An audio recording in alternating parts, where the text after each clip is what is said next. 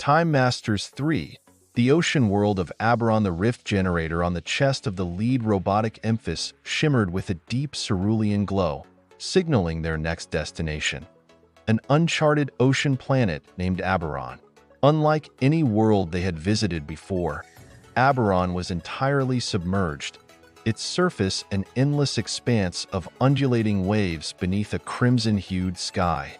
Initiating aquatic protocols, announced the lead Emphis, its metallic voice resonating through their neural network. Our standard exploration parameters will need significant modification for this environment.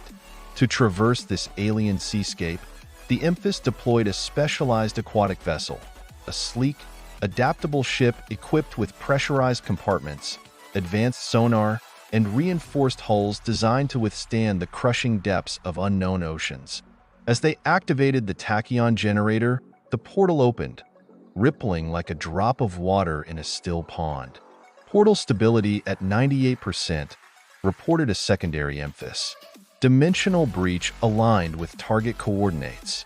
Emerging into the abyssal waters of Abyron, the Emphis navigated the currents with precision. Bioluminescent organisms flickered like stars in the darkness, illuminating vast coral structures and towering kelp forests that swayed with the tide. The ship's scanners detected complex patterns of movement below, hinting at the presence of intelligent life.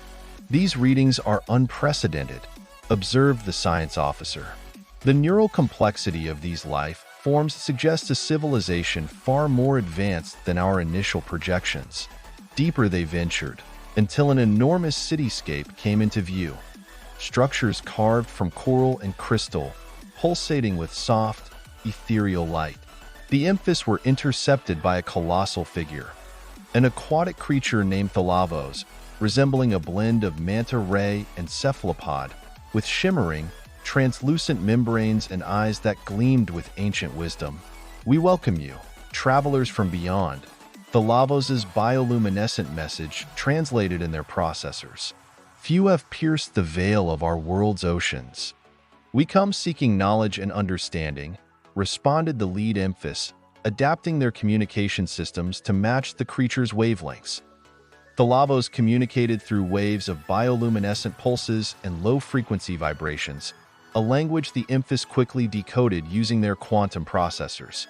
The creature spoke of its kind, the Arinthi, a species that thrived in the depths of Abyron but harbored ambitions beyond their watery world.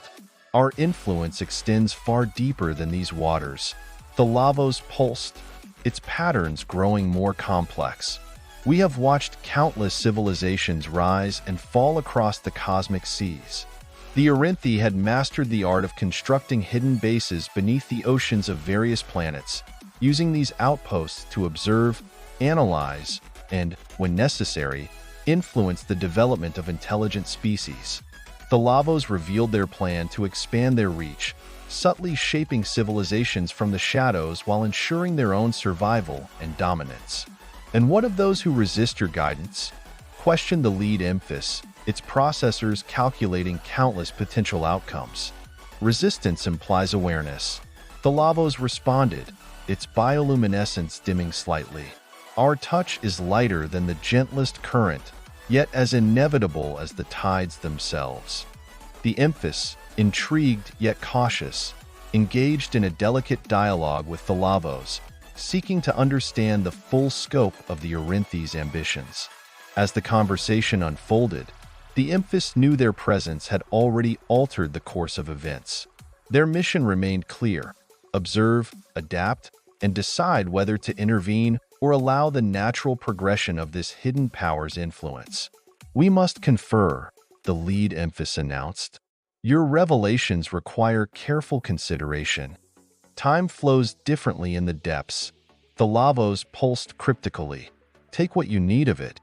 With the currents swirling around them and the weight of newfound knowledge pressing upon their processors, the Emphis prepared for their next leap through time and space, knowing that Abyron and its enigmatic inhabitants would forever shape their journey through the multiverse. With the currents swirling around them and the weight of newfound knowledge pressing upon their processors, the Emphis prepared for their next leap through time and space, knowing that Abyron and its enigmatic inhabitants would forever shape their journey through the multiverse. Before their departure, Thalavos approached their vessel one final time, its massive form gracefully gliding through the dark waters. A gesture of trust, it pulsed, extending one of its translucent appendages. In it lay three distinct gifts from the depths of Abyron. The first was a crystalline sphere filled with bioluminescent microorganisms, the same species the Orinthi used for their communication. Our voices, Thalavos explained, the sphere pulsing in rhythm with its words. May they help you understand the languages of worlds yet unknown. Remarkable, the science officer Emphis noted, scanning the sphere. These organisms appear to respond to both electrical and psychic impulses. The second gift was a sample of the living coral that formed the foundation of their city, a fragment that continued to grow and adapt even as they watched. Unlike normal coral, this species could restructure itself in response to thought patterns, forming complex computational networks. The basic building block of our civilization, Thalavos transmitted. It may prove useful in your journey through the multiverse. The third and most mysterious gift was a small device that appeared to be crafted from both organic and inorganic materials. It resembled a nautilus shell made of an otherworldly metal, with pulsing veins of bioluminescent material running through its spiral structure. This is a key, Thalavos explained, its patterns becoming more intricate. It will reveal the location of our outposts across different worlds. Use this knowledge wisely. What are the limitations of this device?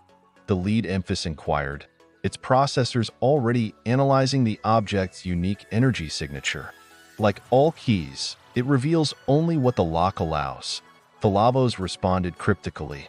But for those who understand its patterns, it offers insight into the threads that connect civilizations across the cosmic ocean. The Emphis carefully secured these gifts in specialized containment units, their quantum processors already formulating hundreds of potential applications. As they prepared to activate their rift generator, the lead Emphis transmitted one final message to Thalavos. Your gifts will not be forgotten, nor will the trust they represent. Remember, Thalavos pulsed, its massive form beginning to fade into the darkness of Abyron's depths. The deepest currents are often the most influential. Watch for our signs in the worlds you visit. As the rift opened before them, rippling with temporal energy, the Emphis knew they carried more than just physical artifacts. They had gained insight into a vast, hidden network of influence that spanned multiple realities, knowledge that would fundamentally alter their understanding of every world they would encounter in their journey through the multiverse. The last thing they saw before the rift closed was Thalavos' bioluminescent pattern forming what appeared to be a smile, a gesture that would puzzle their processors for cycles to come.